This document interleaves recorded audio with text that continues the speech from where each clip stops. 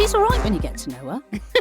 This is my podcast, and it takes you from your restrictive, toxic, life-limiting 9 to 5 into a life on your terms, full of freedom and flexibility as a self-employed virtual assistant. So whether this is your first introduction into the possibility of becoming a VA, or perhaps you've been doing a bit of Googling already, I'm going to get rid of the overwhelm, rid of the self-doubt, and show you that this life is possible. I've not just started this rodeo, you know. I'm Catherine Gladwyn, and I've been doing what you think is impossible since 2015. Shall we get started?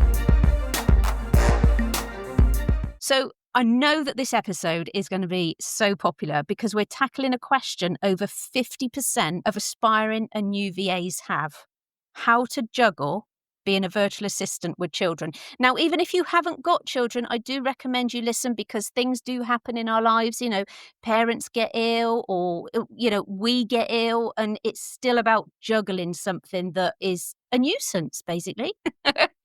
But that title in itself was hard enough to think up. I asked the people in my Facebook group, I always go to them if I need anything, you know. So I asked them for their thoughts on the title, because I just know that this episode is going to be popular. And first of all, I add, is it possible to be a virtual assistant with children? And only 10% like that one. So then I add, how to juggle children as a virtual assistant. And then all of them come out thinking they're hilarious. And one of the members, Marnie, she is funny actually, used her new AI skills to create a graphic of a woman actually juggling children and a laptop. So I thought, well, I can't go with that. And I also promised that with the winning name, I would call out a name of somebody that chose it. But given that I've gone with a completely different one, I'm just going to call myself out for choosing how to juggle being a virtual assistant with children. So I've won that competition, and I will be sending I love that. I've won. Yeah, I've won. And I will be sending myself a huge box of hotel chocolate. So well done to me. Anyway, let's crack on. You've heard somebody laughing in the background, and it's not, I did not rent an audience. There is somebody here with me. So even though I'm now, well, not now, I've always been, you know, it feels like it. But my daughter was in her teens when I started my business as a VA. So it was easy for me. I mean, I could just shout, get your own bloody snacks. But how easy, in inverted commas, is it for new mums or mums to be? And, you know, let's not forget aunts, grannies, carers, foster carers, anybody who may be embarking on this journey as full-time carers. I'm joined today by none other than Caroline Marshall, founder of Upsource, which is a multi-award-winning VA agency. Absolutely amazing. Mum of 2, wife, and looks absolutely incredible in cobalt blue. How are you, Caroline? I'm really well today, and you can just say nothing else, but I look incredible in cohort blue, so thank you. Oh my God, you do. You do. I think it was in the Light Bulb PR group that we're both in. I think, Oh, yes. yeah.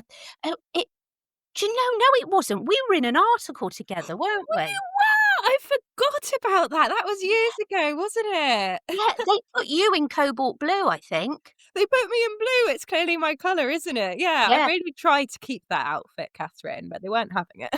No, they put me in this god-awful outfit with a tie bow neck thing, and I'm like, I do not wear bows. I didn't say that. I just went with it to just have my makeup done. Yeah, they got your colour spot on. They obviously didn't like me. Oh, no. They're trying to tell you something. Wear more bows. Wear more. Okay, yeah, I'll do that. But so, Caroline, firstly, thank you for being here, because with 2 Thanks for children, having me.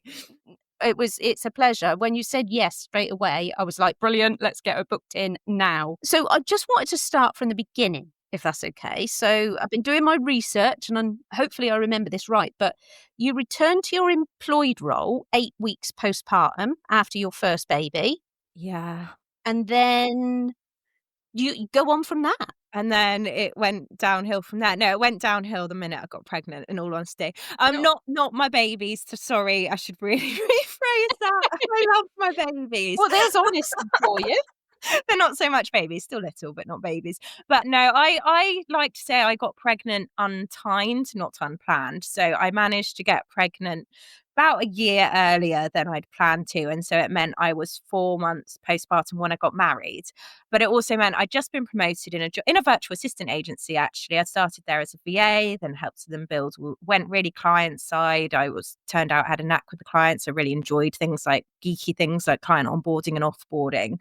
And they didn't have a maternity policy in place when I got pregnant. Obviously, they had to bring one in. It was only statutory. But I think something that's probably not spoken about enough is, I obviously I was going to go ahead with it. Like, I wanted children. It was just a year earlier than planned. It's not ideal, but we weren't financially ready. And I was kind of looking at the long-term prospects, and I had a few career women in my family and my mother-in-law. And I just thought, oh, I can do this. I can go back to work at 8 weeks, part-time, although I was being hassled full-time. And went back, and it was awful. I can't lie. We talk about this a lot on the podcast because I think a lot of founders struggle taking maternity leave, and that it's not really maternity leave, but being employed is next level because you were employed with someone, and it was two young guys who had no clue. And I got given an advisor to support me because they did a 360 review on me when I was 12 weeks postpartum. Turns out everyone hated me. I really have no filter, Catherine. I've really got to start. No, what the hell? Why? Yeah, and I was just really struggling, and I managed to pick it up after that. Everyone wants to be liked, don't they? I really don't like being disliked. So I really worked hard on myself to try and come back from that. And I did a good job, to be fair. But I still, long term, I didn't suit them anymore. I wasn't allowed to come back less than 5 days a week. I knew that. Obviously, people are careful about that, what they say, but that was made clear. So I was 5 days a week from 12 weeks. My baby being 12 weeks, just ending the 4th trimester, it's now called. And yeah, I got made redundant when he was 10 months old, which it was handled really badly, like very, very badly. And they knew it was bad because I managed to negotiate my pay. So I had a lot more pay for my redundancy than my maternity leave. So yeah, that's how it worked out with my first child as a VA employed. How on earth did you come back from that? You're so right. We all want to be liked, and there's been a lot about this with the extra attention on neurodiversity as well, that we do a lot of masking and mirroring, whether you're neurodiverse or not. We all do it in some way, some mirroring or masking to fit in, whether it's when we were children or whatever. That must have been bloody traumatic for that. I don't even want to call it feedback. It's not. It's a reflection. Yeah, it was and it's funny now because one of the girls who filled it in, who I know about, but she, like, we've been friends, like, we've connected since. We've helped each other out. So I helped give her some advice when she was taking maternity leave, because she ended up starting her own VA business as well, because it didn't work out for anyone at this business. But I've sent her baby clothes, and it wasn't a reflection on me. It was really a reflection on the culture, and everyone is angry, and I was a scapegoat during my most vulnerable time. And so I don't know. It took a lot of years and a lot of therapy to come. Yeah, I can imagine. It's so true, isn't it? It's like when people say be kind. Yeah. How about instead of telling somebody to be kind, we say, how are you? Are you okay?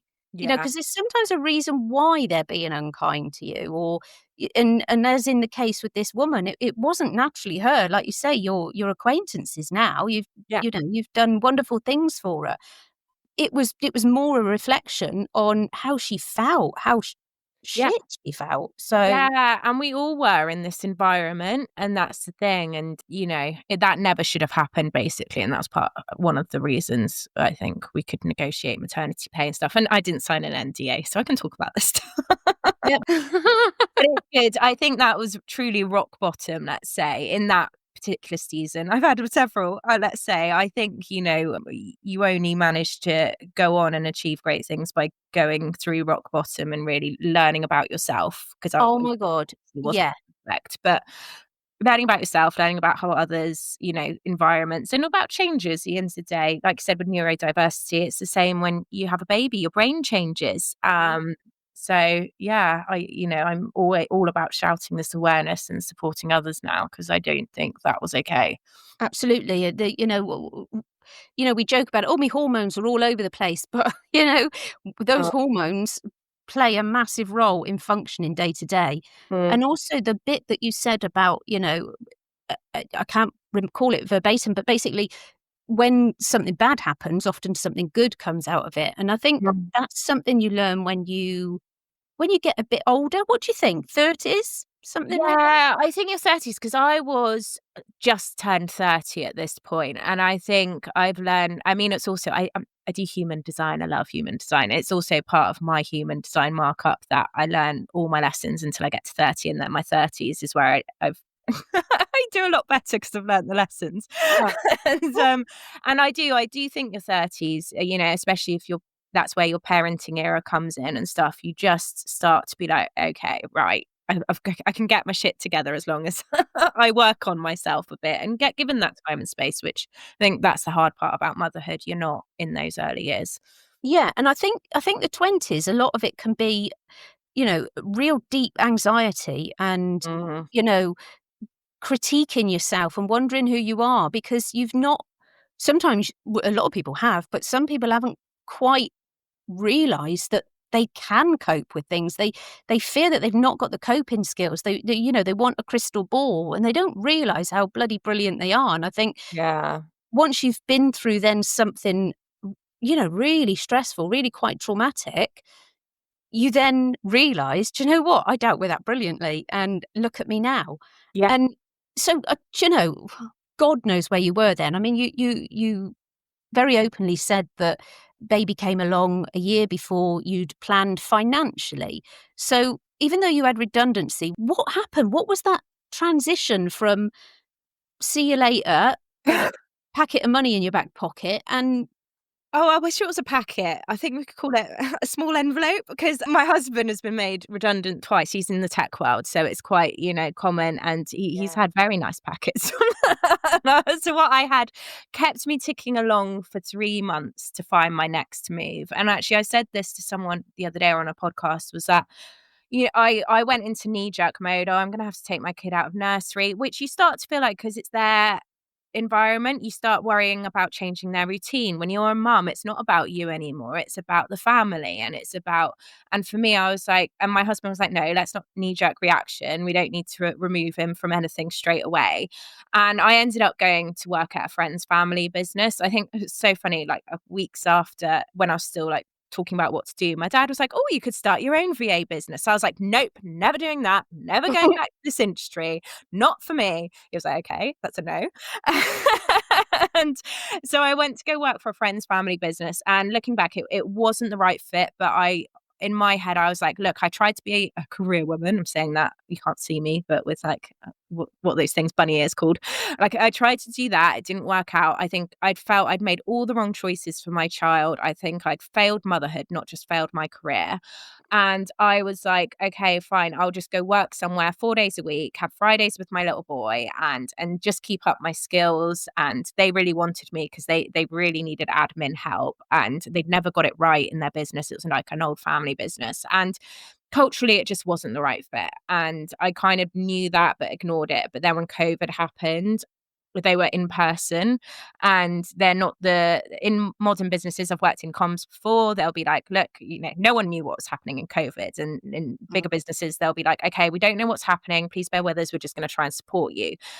With this business at the time, I was just at home and on unpaid leave. I did end up getting furloughed, which was great. And so it all worked out. But for a month, I was like, I am jobless for the second time in my life. And that's happened within the first 18 months of motherhood. And I was like, the universe is clearly telling me something. Oh, and then pregnant with my second, I realized 2 weeks into lockdown as well. the stress. Yeah. When people say motherhood doesn't get easier, like I now have how are my kids? No, a 4. I'm telling you all this, I'm clearly not okay. I have a 4-year-old and a 7-year-old. I think it's because my second was born in 2020, so I see it's 2025, but he was December, so he's still 4. A 4-year-old, and I'm like, it is so much easier than those years for me. And I think I really hate generalizations. I think it comes from when people are in a hard place. They're like, oh, it doesn't get any easier. And I'm like, it really does, because we went through so much in those years. I mean, my first baby was only 18 months when COVID lockdown happened, and he turned into a toddler. And and obviously the job losses. And then we haven't even gone on what happened to my second child yet. But it was too much. But somehow I decided to channel that into being a VA again. I don't know how any parent coped during lockdown. I don't know what they need, some sort of George Cross medal or something like that. Yeah, I mean, because after what happened to our second child, I did a lot of work, but so I've had a lot, and I can really talk about it and really understand what I went through, and that's okay. But when I mention it to other parents who had similar seasons as me, they kind of look a little bit glazed over behind the eyes. I honestly think there's a whole bunch who still aren't okay from that period. So you are pregnant with Yes, your second child, and yes, you decide to launch a business. yes. That's normal Okay. behaviour, Catherine. Oh, totally normal behaviour. Yes. So to give a little bit of background, financial independence, that is hugely important to me. But what I really felt hard was like I'd failed on the career front, because we're all like quite career women, my friendship crew, and like really passionate about that. But it was like I'd failed. It really was like I've done such a bad job at this, and it's not like the system is failing me at all. And yeah, so I was just like, right, I'm going to do it. I'm going to reach out to people I've worked with. And I'm not superwoman, by the way, because I did get sick in my first trimester, but I remember feeling really bad because I couldn't engage with anything. So I only did bits of work when my child was napping, and I didn't even do it every day because I was feeling horrendous. So I took it really slowly in that first trimester and reached out to people. But as I started to emerge, and my first trimester came timed with ending of the first lockdown, where we could go out in the summer and stuff. So it was really well timed with that I had clients. I got myself fully booked within April, 3 months. And that summer, which was when we officially launched, was in that summer, because I decided, if I'm going to do this, I'm going to come up with a business name, I'm going to have a website, I'm going to do it all the right way. I had a goal in mind that I wanted to be the UK best newcomer VA. I love that. I absolutely love that, because you're going to get like questions from people. So I'm going to butt in here. So Yes. you were booked out within 3 months. Now, was there a secret thing that you did that nobody has ever told anybody else about? What did you do to get booked out in 3 months? There is no secret. I had no shame, Catherine. And neither did my husband, by the way. He told all his friends I was starting it. He put it on LinkedIn. He was like, get on next door. So there's people that contacted from a post my husband did for me. And I emailed old employers. So there's no secret. Timing was great. And also putting myself out there in the way that you teach. Caroline and I have got our cameras off. We're just recording the audio, and we've not spoken about this recording beforehand. I did send Caroline through a list of questions just so that she could let me know if she wanted to add anything to them or anything. But we did not speak about this. This is totally off the cuff, because there are people that think that there's a magic formula, that there's something they're not doing, but it really all is just marketing and audience building, a relevant audience, and just telling everybody. And I've got something coming soon, actually, Caroline, that my audience are going to love. I'll tell you it when we turn the recording off. Oh, yes.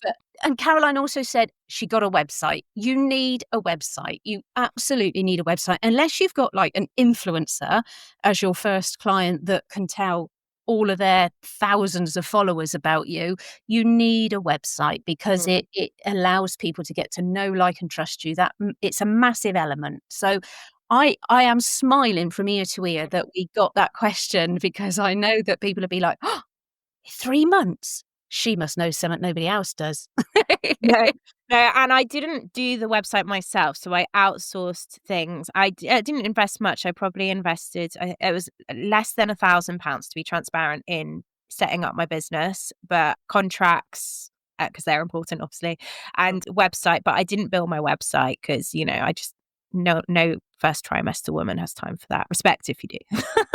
Yeah, and do you know, it's I've got my WordPress course. A lot of the VAs do. It's only £59, and it's the skill that they learn from that. But you do sometimes have to think, have I got the time for this? Am I going to really put myself under pressure? And I think what I like about your story is it's honest. You weren't gifted in the sense that you you had the time, you had the money behind you, life was easy, your child was in daycare 7 days a week, That would be something like lovely. that. Imagine do you know, you've done the hard work, you've given birth to it, everybody else can sort it now. Yeah. But this way, you had massive obstacles in your way, and I wish that didn't happen for you, but I'm glad it did for the purpose of this podcast, because anybody listening can see that it is possible for them as well. Yeah. This is possible. It really is. So I've got to jump forward a little bit. I hope I've not missed anything out. But you had your redundancy after the first baby. You got the COVID redundancy, or furlough as it was called, wasn't it? Yeah. You've got an 18-month-old. You're pregnant again. Oh God. You decide. Sorry. I just said, "Oh God, yeah." I'm just hearing it back. It's so. Yeah, you wouldn't want to do it, would you?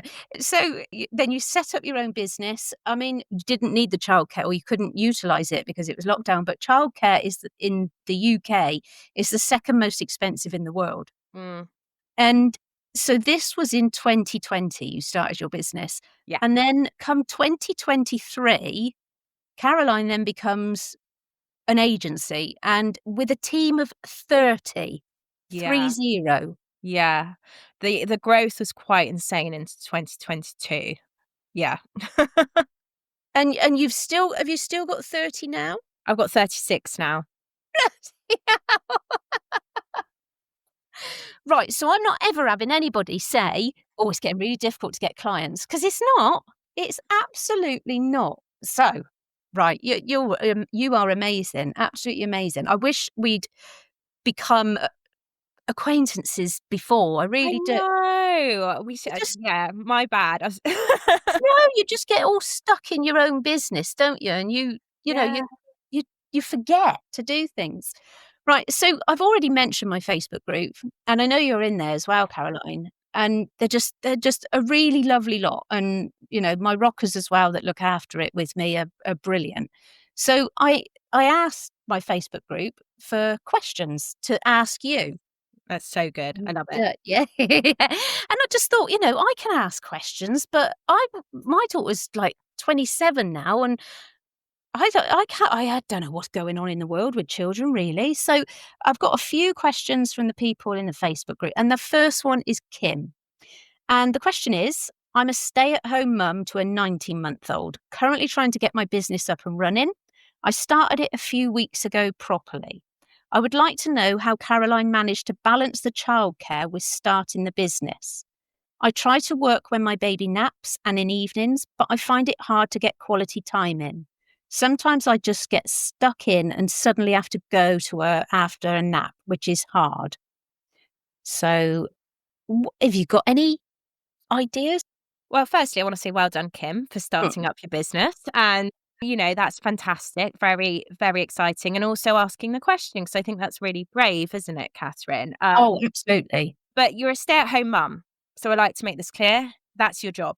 You have a job. So don't beat yourself up that you're also struggling, because we know that being a stay-at-home mum is a job. And I never want to make this clear. So while I said I got fully booked by the summer, the reason the summer was so key for me in 2020 was the nurseries opened up again, and 4 days a week my child was in childcare, and I had a bit of a help on the odd Friday from my cousin who kindly came to help with my son, so I could focus on building my business to take maternity leave. So I want to make that clear. And my goal always was, and always has been, to have childcare help. How that looked for me from 2021 to now, my youngest, my COVID baby, is entering school in September, has changed over the years. And I found it really challenging because he almost died when he was born. So I did guilt myself a lot over childcare. But for us, that has been, I knew I couldn't have got to those 30 people in 2023 without childcare. So he only started nursery 2 days a week at 9 months old.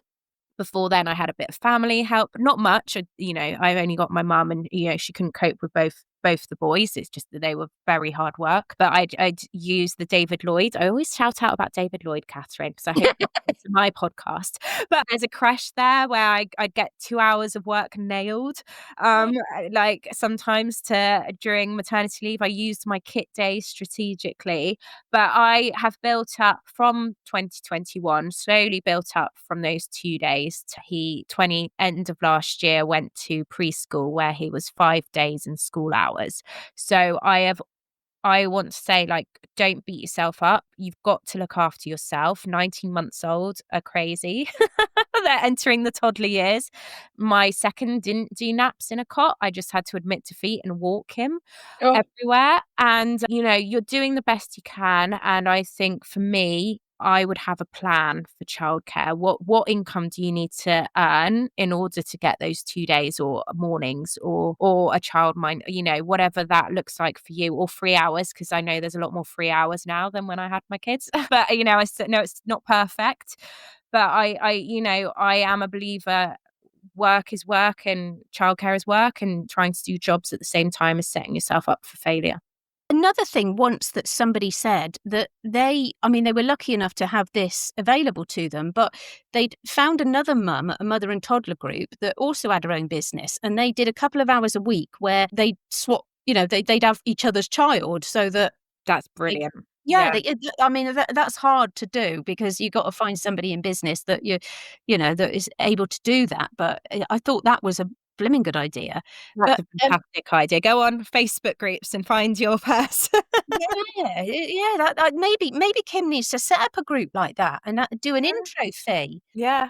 But I think looking at the finances is a great suggestion, because sometimes we forget, it can seem impossible, but when you look at what the outgoings might be compared to what income you will get from being a VA, you might look at it and think, do you know what? Yeah, I can afford to put him in childcare once a week, and then I can get money in and build my business that way, and then look at more childcare as I get more clients. And exactly, Catherine, and it can look like, I know people say, it's not worth me going back to work, I only break even, but it's also, if this is your career and you want this business, and so it depends, if that's fine, if that's what you want, you think it's not worth it, but thinking if your kid's going to go to school in 2 years' time, so you're not going to have those childcare outgoings, you're going to then have built a stable business where you've got money and you don't have to worry about finding employment or something like that. So I think we can all get, I do sometimes see tunnel vision of like, this is what I'd be earning now. And it's fine, because if that's because you want to be a stay-at-home mum, you don't want to work, at the minute, that's fine. But I think career is a long-term thing, and some and that's how I always looked at it. So the investment at that point helped me in the long run. And, I get far more flexibility than some of my employed friends who are now back at work post-maternity leave. Absolutely. I'd never be able to nap as much as I do now if I was employed. I don't know. You should be a programmer. They seem to nap a lot, those guys. Oh, really? You could just get ChatGPT to write the code from now, can't they? Surely. So true. Yeah. I think that was a brilliant starting question. And like you said, very brave of Kim to ask as well. So, and Kim also said that my courses are brilliant. So we absolutely love Kim. We like Kim. Another one we like, and it's Shona. And Shona's actually got sort of two questions here. So I'm going to ask them separately, if that's all right. Yeah. So the first one is, how do you balance the likes of summer holidays and midterms? Oh, God, yeah. I'd like to know that too. I can't lie. So I am organised to a T with them and have a spreadsheet. And I tell you what, I don't know what stage Shona is at, but when my son first started school, he's now going into year 4 this September. So it was a couple of years ago now. I found that one of the most stressful things of like, how am I going to do this and plan? And I can't lie, I've spent a lot of money on camps this summer. I'm lucky. I live in a place where there's an abundance of them, but they do cost money. And we've had a really long summer holiday with our school, and it has cost money. So I've done camps. My parents have now just both retired in Cornwall. So we did a week there, and I got some work done as well as them getting childcare. And I just take a work at like tomorrow, we're going to my father-in-law's, so they're not in camp, but I'll try and do a little bit of work there. And I guess it's like you start to get used to the change of routine, and it's either having a savings pot for holidays, who are your support network, and childcare swaps as well, Catherine. I've done a few on pickups and things with some of the school friends. So if you've got self-employed mums in your classroom, that's a good idea as well, or just mums that work from home, or dads as well. Sorry, I don't need to stereotype, but it's normally the mums that end up organising all of this, let's just say. Yeah. But yeah, so I still work. I know some people, it's their goal. I think Rebecca Newnham, she's like the founder of Get Ahead. Her goal was to never work the school holidays, which is great. For me, that's not been my goal. But, I take leave and take a bit of holiday. We were away for the first weeks of July. I'm a business owner, and we've gone through a big change with one of my girls going on maternity leave and having to train up some more. So, my leave has looked a bit different this year. But know what your goal is. Is your goal, are you asking because you don't want to work some holidays, which is fine? Like, what sort of clients would be happy with that? And if you know Europe, they shut down in August. So I'd be going after French clients. Yeah, it's a tricky one, isn't it? Because if you only work during term time, you are very, very limited on the clients that you could possibly get. I think it could be a long-term goal for many people. I mean, I know Rebecca Newnham, she's got a team now, hasn't she? She does franchises as well, I think, doesn't she? Exactly, yeah. That could have been strategic with her business plan as well. Yeah, so she may have had that long-term goal and she worked towards that. So it is always great to have a long-term goal, and just to know that it's okay not to hit your goals immediately. Yeah. In fact, it's almost impossible, because if you're a lone, because if you're a lone VA trying to just work term time, I can see that being quite difficult, because you'd have to let your clients go, and then they may not have been happy to have that break, so they may have found another VA, and if so, then you would have needed to have continued to keep marketing during half term so that you're getting inquiries in. So you would have had to have dealt with inquiries, so you could never just shut down. No, I agree with that. I absolutely hate the summer holidays. I was a single parent, and I absolutely hated the summer holidays, or any holidays, and I think they're absolutely pointless, because they're just not realistic.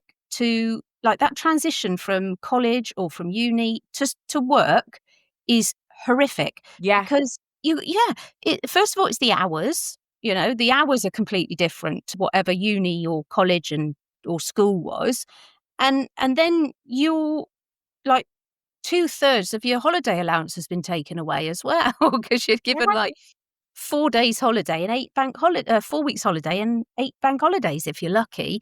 It's just, I think this is why so many people just really hate the 9 till 5, because they've not had any kind of transition to it. And another reason, the summer holidays really do affect women primarily. I know there are many, many single men, and it will be affecting them too. And a lot of men that are the main carers, and it'll affect those as well. But I speak predominantly about women because I'm a woman, and because that's what I understand. I don't want to speak for men as well. But it continuously tries to hold us back. And I think this is, by starting your own VA business, you're really taking control, and you're really showing that women can have it all. We can do it all. We're phenomenal. We are. We are. That's all I can say. I completely. It's so much on our shoulders still, and going against us, and so I want to, make that clear to anyone, in motherhood and struggling to try and get through this. Being a mum is one of the worst jobs, I think, because you're bullied by your toddlers. It's toxic. They're screaming at you at 3 o'clock in the morning. It's everything that, the stress. But all right. So Shona's other question was great as well. I like questions like this. Is there anything you regret doing when started, or anything you're so pleased you did from the start? Oh my gosh, that's a really good question. I am really pleased I went with the maternity leave and handed all my clients to associates because, as you heard my first story, I didn't take much and I really beat myself up about it. I've started to realize I don't think maternity leave is for me, and that's absolutely fine.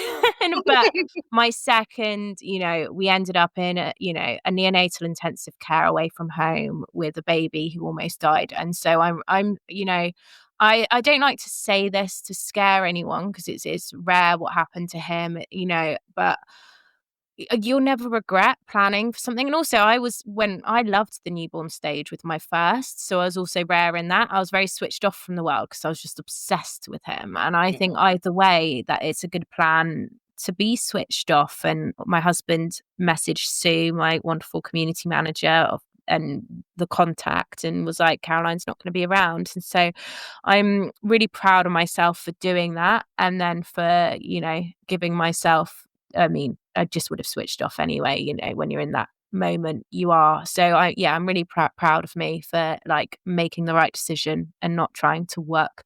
I don't really like listening to stories where they're like, I was answering emails while giving birth. And I'm like, there's no medal for that. No. I was not answering emails while giving birth. I was very much focusing on giving birth because it hurts. I remember laying there thinking, why is that woman in the room next to me screaming like that? I didn't have a clue what was coming. Why is she making a racket?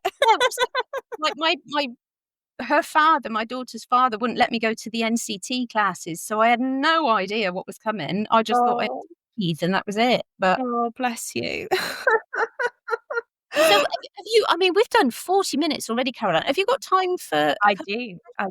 Oh, thank you so much. So the next one's from Rebecca. And first of all, I read this, that she's got a 23-year-old. And I thought, surely she's got into a routine now. Yeah, surely the 20. Yeah, surely she's not needing too much attention. So as a mum to a 23-month-old, I'd love to hear how Caroline manages to do it all without burning out, or how do you cope with burnout? Oh, great question. Because I had a burnout doctor on my podcast recently, and speaking to her and learning her journey, realized I'd actually had burnout during pregnancy with my first, and that agency I spoke about, which it takes a long time to recover from real burnout, and especially if you're navigating parenting. And mums are at most of risk of burnout, by the way, I found out in this call. So it really is something to be aware of. And I do, because of what I said happened to my little boy, it turned out it took a long time, but I had PTSD and I had a lot of work I had to do on myself to properly recover, which is really, really hard when you're running a business and have a baby and a toddler. And, and I was a bit abandoned by the NHS, who then supported me in getting sorted with EMDR for my trauma and things. And since then, because I didn't get help at first, I had to help myself. And so I am actually really big on meditation, breath work, communicating to my husband when I need time. And so I'm not Superwoman. I'm not managing it all. I have a team who help me with things business wise. I have a wonderful cleaner who clearly is off this week because my study is an absolute mess, but once a week, who also helps me organize things around the house. And she's brilliant. I'm so lucky. And so I'm always like to make this clear. I'm not doing it all. And also my husband does all the cooking. Great. But I'm really, really about you don't get a medal for being a martyr. You don't get a medal for being a burnt out mum because you're too busy with everyone else and not yourself. It's that old cheesy thing of you've got to put your own mask on to look after everyone else. And trust me, since I looked after myself, since I got the therapy for the trauma and everything like that, I've been a better mother. And that's only because I worked on myself, on how to regulate myself, on how to sort my regulation system, to do my breath work, meditation, gratitude journaling. I'm a big fan of that, just a sentence in the morning. And it's helped me be more grateful for things. And I'm a better mum. And that's, as cheesy as it sounds, it takes work to look after yourself. And I did the work on that once I knew I needed help. Absolutely. And I think I often don't realize I'm burnt out until it's too late. Yeah. And I did struggle massively. My mental health went to a very dark place. I'd been through the chemo and obviously that was designed to attack my brain because I've got the brain tumor, and things really took a nosedive. And I asked for help through my doctor, and I just thought he'd give me some more antidepressants. And he put me in touch, or referred me to a Swindon mental health team. Oh, And I wow. thought, well, I don't hold out much luck. They get bad reports and what have you. But somebody phoned me, I think it was in like 72 hours. And I didn't remember, I don't remember the guy's name, but he was like, "Oh, have you ever tried mindset Right. work, Yeah. mindfulness?" And I Mindfulness. said Yeah. something like that, yeah. And I said, "Oh, I'm not somebody that's gonna sit with my legs crossed and count to 10. I can't do that." And he said, "No, it could be other things like art. Do you like Yeah. drawing or anything?" And I tell you what, Caroline, this was February, and there are watercolor paintings you cannot move Oh, from all around my house. Now, good. it's not art, it's getting ridiculous now. It's get But it is, I guess, like, for you, it's the journaling and it's the breath work and Yeah. things like that. There is something for all of us, and Yeah. I thought the stereotype was I'd have to sit there and with my legs crossed, or, do some Pilates. I'm not doing any of that. That wasn't what I wanted to do. But drawing and painting, oh my goodness me. Yeah. And I think something else you said as well was about communicating, because Yeah. I still struggle with that. I Mhm. was on my own for many, many years with my daughter, and I had nobody to communicate to that would listen and would give good advice. But my partner is incredible, and I still sometimes leave it days before I will share something with him. But then as soon as I've shared it, you can almost feel the Oh tension. gosh, yeah. It just Yeah. goes, doesn't it? And I think if you are on your own, or if you feel that there isn't somebody at home that will understand, then, don't hesitate to utilize my Facebook group and post anonymously. Mhm. There is always somebody in there that's going through the same, or has done, or knows somebody else that can help. There is always help when you feel things are just like, I can't Yeah. do it anymore. And you might, and it's starting, and then you'll start to get better at learning about sharing. Because I think there was one time, so I went on a call with someone, and they were like, "Why do you look sad?" And I didn't know I was, and then I burst into tears. And it can take time to know, like, how to learn to know when your feelings aren't good. Yeah, because you think you should be doing it all. Yeah. And this is there's another question here from Caitlin, and I wasn't sure whether to ask it because I thought that we'd probably have covered it in something else, but there was a second part to her question, and it's about kind of, she wants to set up the business, she can't afford nursery fees. Yeah. So do I quit my job? We're on universal credit whilst I'm building the business. My concern is once I get clients is how to fit the work around little one. So we've covered that, but she's also said she's trying to move closer to family for babysitting help, and dad can take her out for a few hours, but there's always the household stuff to fit in too. Now, I'm going to say something that Caitlin may have already thought of, but it's sometimes it's little things like, "Do you know what? Your clothes don't need ironing. Yeah. Stuff it. They don't need doing." I'm just throwing things out there. I'm just Yeah. making stuff up.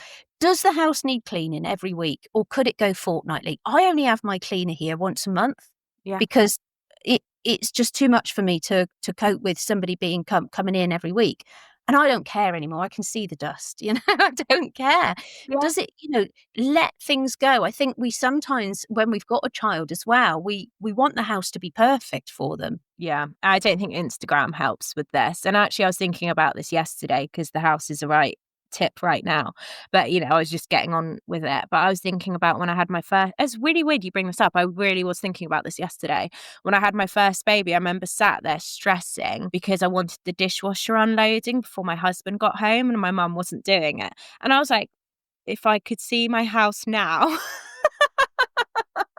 Yeah. Versus then, and, like, it shows Caroline back then, the dishwasher didn't need doing. It's funny, isn't it? It is funny. We worry that we've been at home all day and our partner's been out at work. And well, this I'm thinking back to when my daughter was little. I'd been at home all day, and I would worry that he'd almost walk through the door, and I'd be like, "I've done this, I've done that, I've done this, I've done that." Yeah. 'Cause it's Is yeah, that I sort think of toxic productivity when you were looking after your child, not having to do everything. Yeah. And especially when children often, like my second was terrible at being put down. There were times I literally couldn't do anything because he would just want me to pick him up. And, Jeez. and this was when he was out of the age of a carrier. We're not talking about a baby carrier, solvable one. So it's like almost like piggyback time. Yeah, I think you're right. I do think I sometimes see, and I think it's hard when you transition to motherhood. I actually was thinking about this. I see this a lot with some business owners online who are childless, and they're very productivity focused and how optimizing their time constantly and doing this and doing this. And I'm like, motherhood just doesn't work well with that frame of mind. Like I organized. I'd like things well done, but honestly, Catherine, you should see the mess. I've got 2 dinosaurs sat behind me, a water pistol. I said to my husband this morning, thank goodness this isn't a video podcast, and that's the reality. But and 2 dinosaurs sat behind you. one of them, I'll send you a picture, Catherine. Like, Yeah. to show you, they both look dead. I don't know what's happened to them, but We should so on the podcast image, I've got you and me on it. Maybe we'll change it to the dinosaurs the dead instead. dinosaurs. Yeah.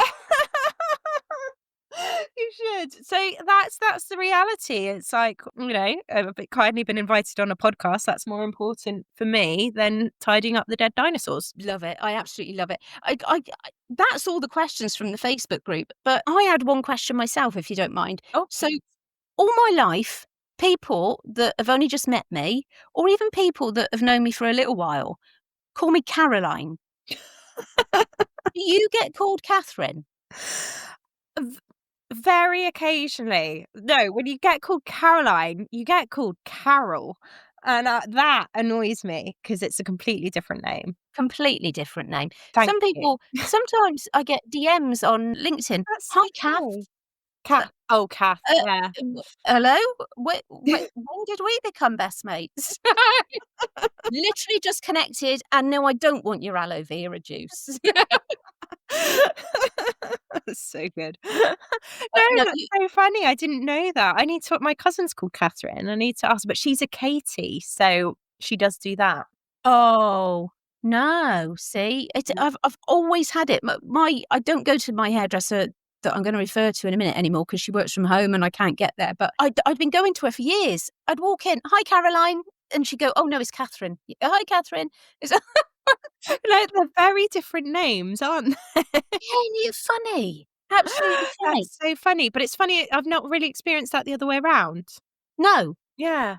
So I'd like to hear from other Catherines whether you've endured this discrimination, basically. I think that's a podcast in itself, Catherine. Yeah. Yeah. If you email me at podcast@catherinegladwyn.co.uk, I'd like to know your experiences. Caroline, I've taken nearly an hour. I promised you it would be, it'll only be a half hour, 45 minutes. Oh, I'm really bad at keeping to time when it comes to talking. Sorry. I am so sorry. I am so sorry. It's my fault. But I just wanted to end with, I've said to you before, and we thank you every time, but you very, very generously share a lot of associate opportunities in the Facebook group. Oh, thank you. No, we are so grateful. So grateful. And I do work really hard. Group. It's a great group. I'm really appreciative of. We do try and work hard to sort of train, in inverted commas, make sure that people, only applying for things that they can actually do. Yeah. So we hope the quality does stay high. But we often get, not from Caroline, but we often get 5 or 6 job opportunities a day, which is amazing. And it's no mean feat organising a community like yours. Well, I couldn't do it without me rockers, honestly. I can just switch off sometimes. But that's amazing. No, if any of the listeners aren't in the Facebook group, come on in and check out how great Caroline looks in cobalt blue. And what is your podcast? I've got it written down here. To Business Owner. Bump to Business Owner. Please subscribe to that after you've subscribed to mine. Of course. And Caroline, it's been wonderful, and I hope that we can do more together in the future. I love it. I've really enjoyed this, Catherine. Thank you so much for using your community to get the questions. They're amazing. It's always nice to know what new mums are thinking and juggling. And Catherine, it's been a pleasure to actually connect with you properly as well. Absolutely. Thank you. Thank you so much. Thank you. If you're ready to reclaim your independence, then subscribe to this podcast because there is so much I'm going to give you. You've got to subscribe on your favourite channel, it says. What channel? I ain't going to be on the BBC, am I?